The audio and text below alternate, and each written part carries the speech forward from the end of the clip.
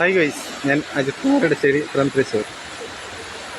ഇവിടെ ഞാൻ പീച്ച് ഡാമിലാണ് നിൽക്കുന്നത്. പീച്ച് ഡാമിൻ്റെ വെള്ളം, അത് പീച്ച് ഡാം നിറഞ്ഞ് കവിഞ്ഞൊഴുകുകയാണ് കേട്ടോ. അതെ, ഇവിടെ ആകെ ഇവിടെ ഏതാനും നിമിഷങ്ങൾക്കുള്ളിൽ ഇതെല്ലാം മൂടിപ്പോകും.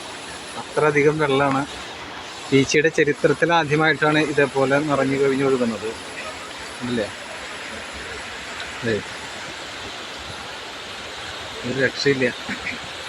നല്ലൊരു വിഷ്വൽസ് കാണാമെന്ന് വെച്ചാൽ പോകുന്നതാണ്. പക്ഷേ ഡാമിൻ്റെ താഴത്തുള്ള പാലത്തിൻ്റെ മുകളിൽ നിന്നിട്ടുള്ള വിഷ്വൽസ് സൂപ്പറായിരിക്കും. പക്ഷെ അത് കാണാൻ വന്നപ്പോൾ ഇപ്പോൾ പാലം ഉണ്ടെന്നുള്ളത് പോലും കാണാനില്ല. മാത്രമല്ല, അതിൻ്റെ പരിസര പ്രാന്ത പ്രദേശങ്ങളിലേക്ക് വ്യാപകമായിട്ടുള്ള രീതിയിൽ വെള്ളം പൊന്തിക്കൊണ്ടിരിക്കുകയാണ്. അപ്പോൾ നമുക്കൊരു നിലയ്ക്കും വിഷ്വൽസ് കിട്ടാൻ ഒരു മാർഗ്ഗമില്ല. കാരണം വെച്ചാൽ ഡാമിൻ്റെ മുകളിലേക്ക് ആരും കയറ്റി വിടുന്നില്ല. കണ്ടില്ലേ?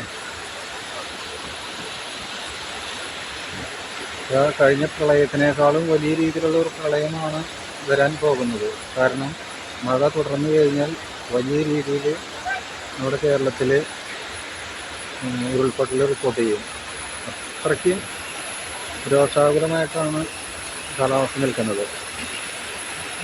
ഇല്ലേ? ഇത് ഡാമിൽ നിന്ന് വരുന്ന വെള്ളം കവിഞ്ഞൊഴുകിട്ട് വരുന്ന ഇതൊരു പുഴ പോലെയായി.